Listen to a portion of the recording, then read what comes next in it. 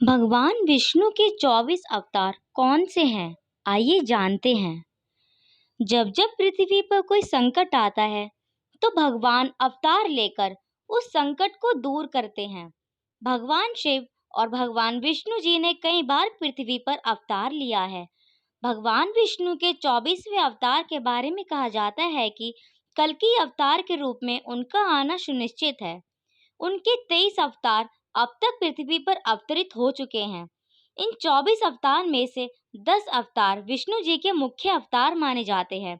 यह अवतार हैं मत्स्य अवतार, कूर्म अवतार, वराह अवतार, नरसिंह अवतार, वामन अवतार, परशुराम अवतार, राम अवतार, कृष्ण अवतार, बुद्ध अवतार, कल्कि अवतार। और आइए जानें इन सभी के बारे में विस्तार से। पहला अवतार श्री शनकादि मुनि।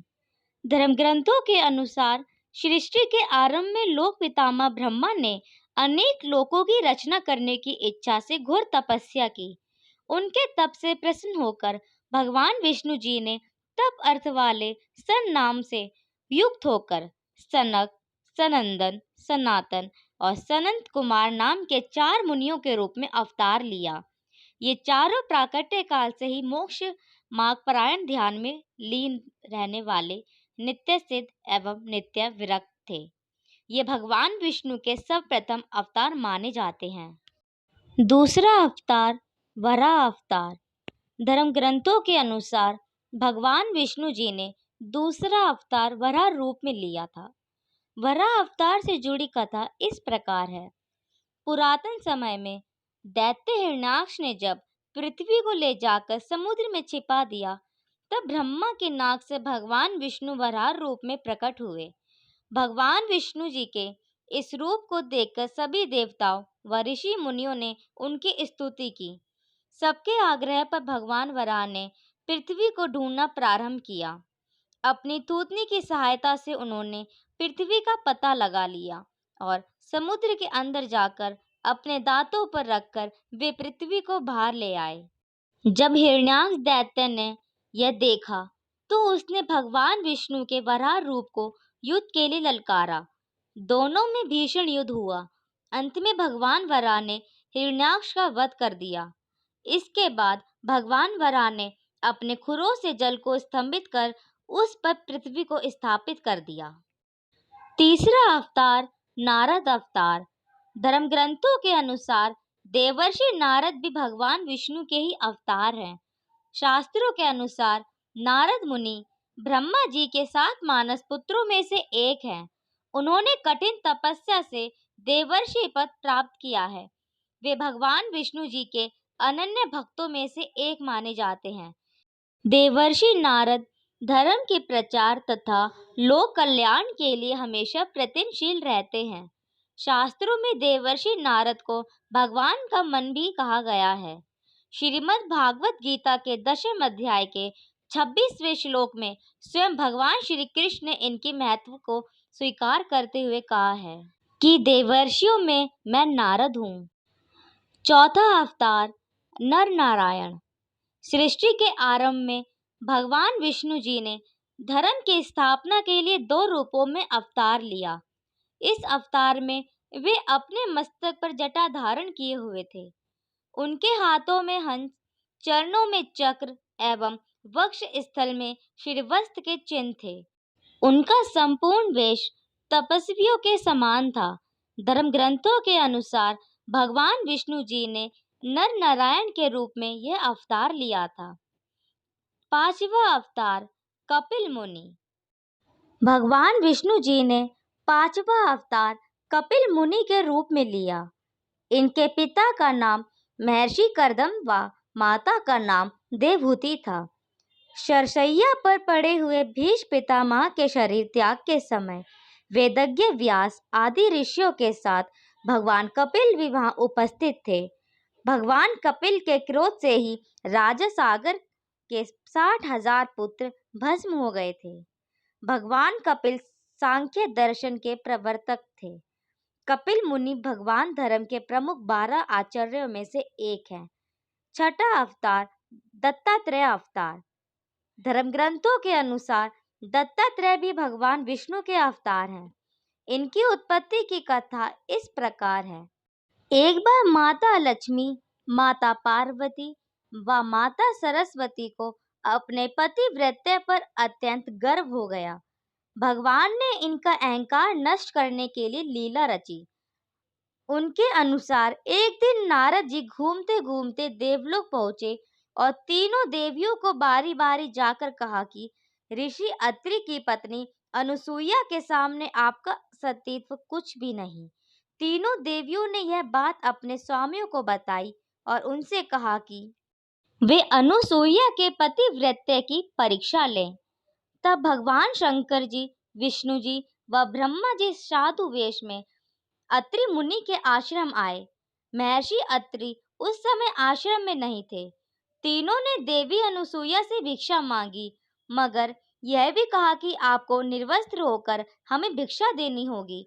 अनुसुईया पहले तो यह सुनकर चौंक गई, लेकिन फिर साधु का अपमान ना हो इस डर से उन्होंने अपने पति का स्मरण किया और बोला कि यदि मेरा पतिव्रत्य धर्म सत्य है तो ये तीनों साधु 6-6 मास के शिशु हो जाए।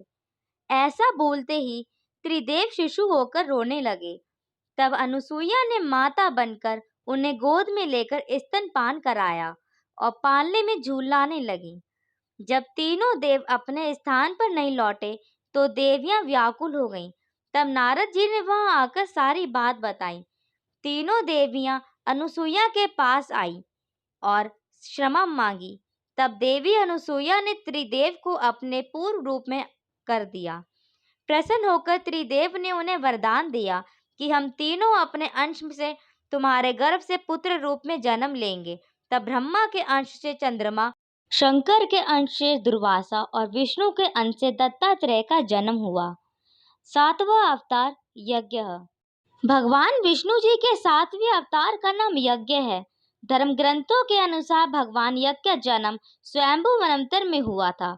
स्वयंभू मनु की पत्नी शत्रुपा के गर्भ से आकुति का जन्म हुआ। वे रुचि प्रजापति की पत्नी हुई। इनकी आकुति के यहाँ भगवान विष्णु यज्ञ के नाम से अवतरित हुए। भगवान यज्ञ की उनकी धर्म पत्नी दक्षिणा से अत्यंत तेजस्वी 12 पुत्र उत्पन्न हुए। वे ही स्वयंभू मनवंतर में याम नामक 12 देवता कहलाए। 8वां अवतार भगवान ऋषभ देव। भगवान विष्णु जी ने ऋषभ देव के रूप में 8वां अवतार लिया। धर्म ग्रंथों के अनुसार महाराज नाभि की कोई संतान नहीं थी। इस कारण उन्होंने अपनी धर्म पत्नी मेरु देवी के साथ पुत्र की कामना से यज्ञ किया। यज्ञ से प्रसन्न होकर भगवान विष्णु स्वयं प्रकट हुए और उन्होंने महाराज नाभि को वरदान दिया कि मैं ही तुम्हारे यहाँ पुत्र रूप में जन्म लूंगा। वरदान स्वरूप कुछ समय बाद भगवान विष्णु महाराज नाभि के यहाँ पुत्र रूप में जन्मे। पुत्र के अत्यंत सुंदर सुगठित शरीर, कीर्ति, तेल, बल, ऐश्वर्य, यश, पराक्रम और शूरवीरता आदि गुणों को देखकर महाराज नाभि ने उनका नाम ऋषभ देव रखा। 9वां अवतार आदिराज प्रथु। भगवान विष्णु के एक अवतार का नाम आदिराज प्रथु है। धर्म ग्रंथों के अनुसार स्वयंभू मनु के वंश में अंग नामक प्रजापति का विवाह मृत्यु की मानसिक पुत्री सुनीता के साथ हुआ। उनके यहाँ वैन नामक पुत्र हुआ। उसने भगवान को मानने से इनकार कर दिया और स्वयं की पूजा करने के लिए कहा। तब महर्षियों ने मंत्र पूत कुशों से उसका वध कर दिया। तब महर्षियों ने पुत्रहीन राजा वेन की भुजाओं का मंथन किया, जिससे प्रथु नाम पुत्र उत्पन्न हुआ। प्रथु के दाहिने हाथ में चक्र और चरणों में कमल का चिन्ह देखकर ऋषियों ने बताया कि प्रथु के वेश में स्वयं श्रीहरि का अंश अवतरित हुआ है। 10वां अवतार मत्स्य अवतार। पुराणों के अनुसार भगवान विष्णु जी ने सृष्टि को प्रलय से बचाने के लिए मत्स्य अवतार लिया था। इसकी एक कथा इस प्रकार है। कृतयुग के आदि में राजा सत्यव्रत हुए। राजा सत्यव्रत एक दिन नदी में स्नान कर जलांजलि दे रहे थे। अचानक उनकी अंजलि में एक छोटी सी मछली आई। उन्होंने देखा तो सोचा वापस सागर में डाल दूं, लेकिन उस मछली ने बोला, आप मुझे सागर में मत डालिए, अन्यथा बड़ी मछलियां मुझे खा जाएंगी। तब राजा सत्यव्रत ने मछली को अपने कमंडल में रखा। मछली और बड़ी हो गई तो राजा ने उसे अपने सरोवर में रखा। तब देखते ही देखते मछली और बड़ी हो गई। राजा को समझ आ गया कि वह कोई साधारण जीव नहीं है। राजा ने मछली से वास्तविक स्वरूप में आने की प्रार्थना की। राजा की प्रार्थना सुन साक्षात चार भुजाधारी भगवान विष्णु प्रकट हो गए और उन्होंने कहा कि ये मेरा मत्स्य अवतार है। भगवान ने सत्यव्रत से कहा, सुनो राजा सत्यव्रत, आज से 7 दिन बाद प्रलय होगी। तब मेरी प्रेरणा से एक विशाल नाव तुम्हारे पास आएगी। तुम सप्त ऋषियों, औषधियों, बीजों व प्राणियों के सूक्ष्म शरीर को लेकर उसमें बैठ जाना। जब तुम्हारी नाव डगमगाने लगेगी, तब मैं मत्स्य के रूप में तुम्हारे पास आऊंगा। उस समय तुम वासुकी नाग के द्वारा उस नाव को मेरे सींग से बांध देना। उस समय प्रश्न पूछने पर मैं तुम्हें उत्तर दूंगा, जिससे मेरी महिमा, जो परब्रह्मा नाम से विख्यात है, तुम्हारे हृदय में प्रकट हो जाएगी। तब समय आने पर मत्स्य रूपधारी भगवान विष्णु जी ने राजा सत्यव्रत को तत्व ज्ञान का उपदेश दिया, जो मत्स्य पुराण नाम से प्रसिद्ध है। 11वां अवतार कूर्म अवतार। धर्म ग्रंथों के अनुसार भगवान विष्णु ने कूर्म अर्थात कछुए का अवतार लेकर समुद्र मंथन में सहायता की थी। भगवान विष्णु के कूर्म अवतार को कच्छप अवतार भी कहते हैं। इस कथा इस प्रकार है। एक बार महर्षि दुर्वासा ने देवताओं के राजा इंद्र को श्राप देकर श्रीहीन कर दिया। इंद्र जब भगवान विष्णु के पास गए तो उन्होंने समुद्र मंथन करने के लिए कहा। तब इंद्र भगवान विष्णु के कहे अनुसार दैत्यों व देवताओं के साथ मिलकर समुद्र मंथन करने के लिए तैयार हो गए। समुद्र मंथन करने के लिए मंदरांचल पर्वत को मथानी एवं नागराज वासुकी को नेति बनाया गया। देवताओं और दैत्यों ने अपना मतभेद बुलाकर मंदराचल को उखाड़ा और उसे समुद्र की ओर ले चले, लेकिन वे उसे अधिक दूर तक नहीं ले जा सके। तब भगवान विष्णु ने मंदराचल को समुद्र तट पर रख दिया। देवता और दैत्यों ने मंदराचल को समुद्र में डालकर नागराज वासुकी को नेति बनाया, किंतु मंदराचल के नीचे कोई आधार नहीं होने के कारण वह समुद्र में डूबने लगा। यह देखकर भगवान विष्णु विशाल कूर्म कछुए का रूप धारण कर समुद्र में मंदराचल के आधार बन गए। भगवान कूर्म की विशाल पीठ पर मंदराचल तेजी से घूमने लगा और इस प्रकार समुद्र मंथन संपन्न हुआ। 12वां अवतार भगवान धन्वंतरि। धर्म ग्रंथों के अनुसार जब देवताओं व दैत्यों ने मिलकर समुद्र मंथन किया तो उसमें से सबसे पहले भयंकर विष निकला, जिसे भगवान शिव ने पी लिया। इसके बाद समुद्र मंथन से उच्चैश्रवा घोड़ा, देवी लक्ष्मी, ऐरावत हाथी, कल्पवृक्ष, अप्सराएं और भी बहुत से रत्न निकले। सबसे अंत में भगवान धन्वंतरि अमृत कलश लेकर प्रकट हुए। यही धन्वंतरि भगवान विष्णु के अवतार माने गए हैं। इन्हें औषधियों का स्वामी भी माना गया है। 13वां अवतार मोहिनी अवतार। धर्म ग्रंथों के अनुसार समुद्र मंथन के दौरान सबसे अंत में धन्वंतरि अमृत कलश लेकर निकले। जैसे ही अमृत मिला, अनुशासन भंग हुआ। देवताओं ने कहा हम ले लें, दैत्यों ने कहा हम ले लें। इसी खींचातानी में इंद्र का पुत्र जयंत अमृत कुंभ लेकर भाग गया। सारे दैत्य व देवता भी उसके पीछे भागे। असुरों व देवताओं में भयंकर मारकाट मच गई। देवता परेशान होकर भगवान विष्णु के पास गए। तब भगवान विष्णु जी ने मोहिनी अवतार लिया। भगवान ने मोहिनी रूप में सबको मोहित कर दिया। मोहिनी ने देवता व असुर की बात सुनी और कहा कि यह अमृत कलश मुझे दे दीजिए, तो मैं बारी बारी से देवता व असुर को अमृत का पान करा दूंगी। दोनों मान गए। देवता एक तरफ तथा असुर दूसरी तरफ बैठ गए। फिर मोहिनी रूप धरे भगवान विष्णु ने मधुर गाना गाते हुए तथा नृत्य करते हुए देवता व असुरों को अमृत पान कराना प्रारंभ कर दिया।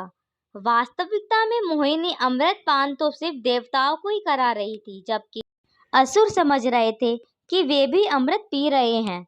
इस प्रकार भगवान विष्णु जी ने मोहिनी अवतार लेकर देवताओं का भला किया।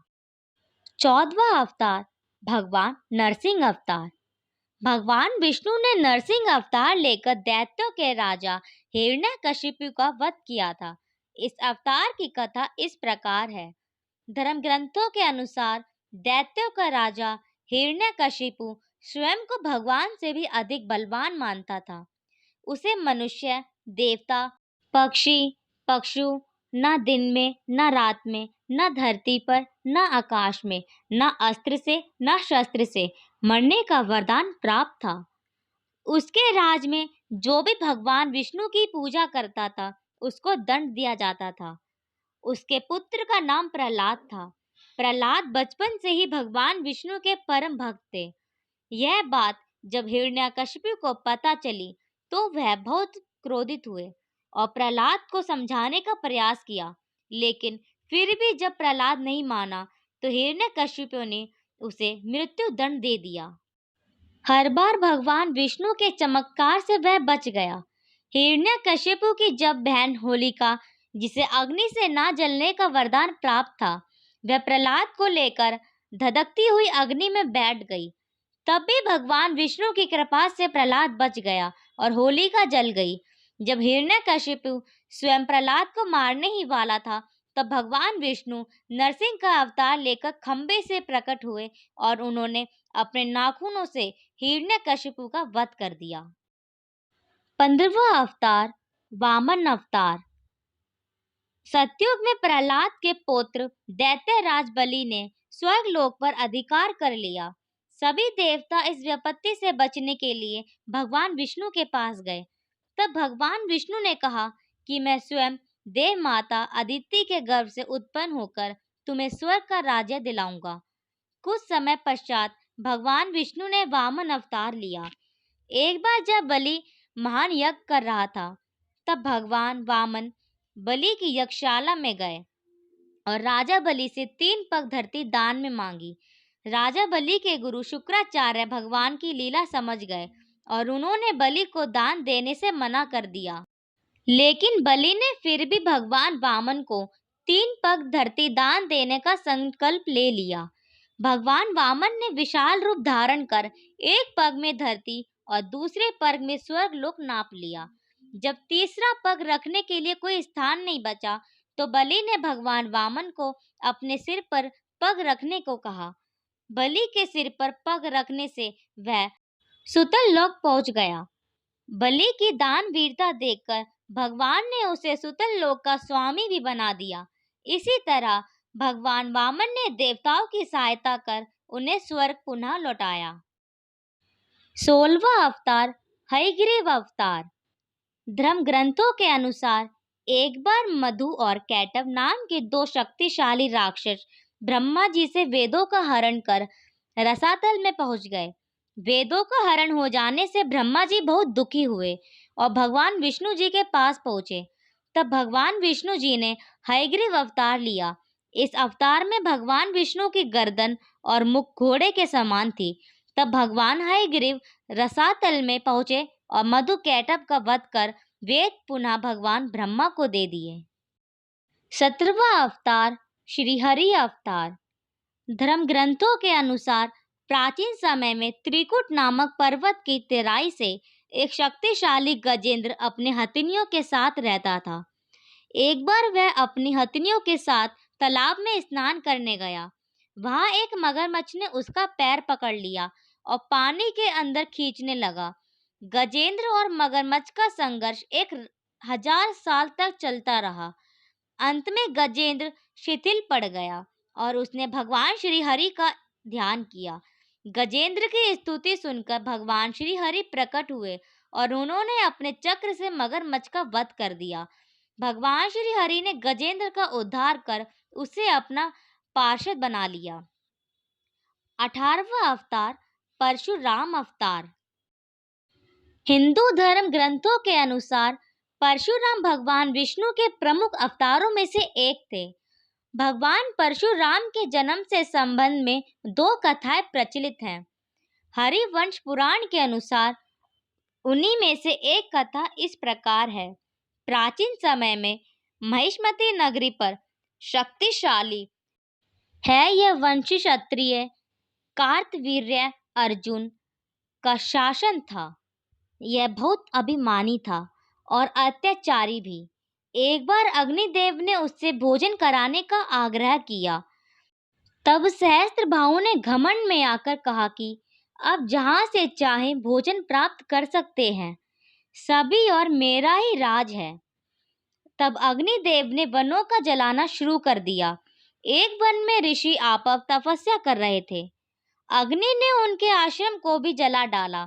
इससे क्रोधित होकर ऋषि ने सहस्त्रबाहु का श्राप दिया कि वो भगवान विष्णु परशुराम के रूप में जन्म लेंगे और न सिर्फ सहस्त्रबाहु का नहीं बल्कि समस्त क्षत्रियों का सर्वनाश करेंगे। इस प्रकार भगवान विष्णु ने भार्गव कुल में महर्षि जमदग्नि के 5वें पुत्र के रूप में जन्म लिया। 19वां अवतार महर्षि वेदव्यास। पुराणों में महर्षि वेदव्यास को भी भगवान विष्णु का ही अंश माना गया है। भगवान व्यास नारायण के कलावतार थे। वे महाज्ञानी महर्षि पराशर के पुत्र रूप में प्रकट हुए थे। उनका जन्म केवर्तराज की पोष्य पुत्री सत्यवती के गर्भ से यमुना के द्वीप पर हुआ था। उनके शरीर का रंग काला था, इसलिए उनका नाम कृष्ण द्वैपायन भी था। इन्होंने ही मनुष्य की आयु और शक्ति को देखते हुए वेदों के विभाग किए, इसलिए इन्हें वेद व्यास भी कहा गया है। इन्होंने ही महाभारत ग्रंथ की रचना भी की। 20वां अवतार हंस अवतार। एक बार भगवान ब्रह्मा अपनी सभा में बैठे थे। तभी वहां उनके मानस पुत्र सनकादि पहुंचे और भगवान ब्रह्मा से मनुष्य के मोक्ष के संबंध में चर्चा करने लगे। तभी वहां भगवान विष्णु महंस के रूप में प्रकट हुए और उन्होंने सनकादि मुनियों के संदेह का निवारण किया। इसके बाद सभी ने भगवान हंस की पूजा की। इसके बाद महाहंस रूपधारी श्री भगवान अदृश्य होकर अपने पवित्र धाम चले गए। 21वां अवतार श्री राम अवतार। त्रेता युग में राक्षस राज रावण का बहुत आतंक था। उससे देवता भी डरते थे। उसके वध के लिए भगवान विष्णु ने राजा दशरथ के यहाँ माता कौशल्या के गर्भ से पुत्र रूप में जन्म लिया। इस अवतार में भगवान विष्णु ने अनेक राक्षसों का वध किया और मर्यादा का पालन करते हुए अपना जीवन यापन किया। पिता के कहने पर वनवास गए। वनवास भोगते समय राक्षस राज रावण उनकी पत्नी सीता का हरण कर ले गया। सीता की खोज में भगवान लंका पहुंचे। वहां भगवान श्री राम और रावण का घोर युद्ध, जिसमें रावण मारा गया। इस प्रकार भगवान विष्णु ने राम अवतार लेकर देवताओं को भय मुक्त किया। 22वां अवतार श्री कृष्ण अवतार। द्वापर युग में भगवान विष्णु ने श्री कृष्ण अवतार लेकर अधर्मियों का नाश किया।